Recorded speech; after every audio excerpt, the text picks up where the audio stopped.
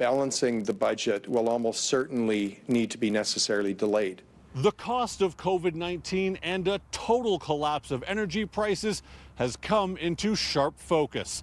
The province projecting a historic deficit, pointing to massive revenue losses, but arguing what's needed is spending control. Everything changed in March. The deficit is now expected to be $24.2 billion, 16.8 more than outlined in the spring budget.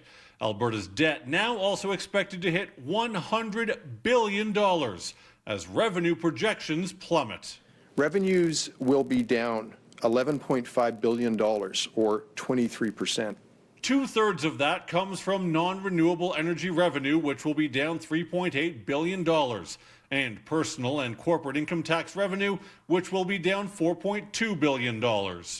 Double-digit unemployment is expected well into next year, and GDP, now projected to decline 8.8%, is only forecast to go up 4.6% at the start of 2021, signaling it will take at least 2 years just to recover to 2019 levels. There will be bumps along the way, no doubt.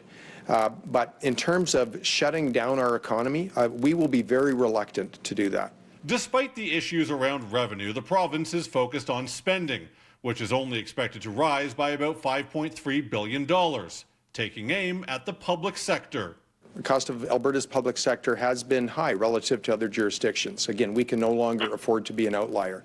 Alberta is also a revenue outlier, but don't expect new revenue streams like a sales tax or increased medical fees in the short term. To look at raising costs for those businesses and for Albertans, I believe would be irresponsible. As for a long-term plan to balance the budget, right now it would be almost impossible to provide a credible date to balance with the uncertainty that we're dealing with. That could become clearer in November, when the province releases its 3-year fiscal update.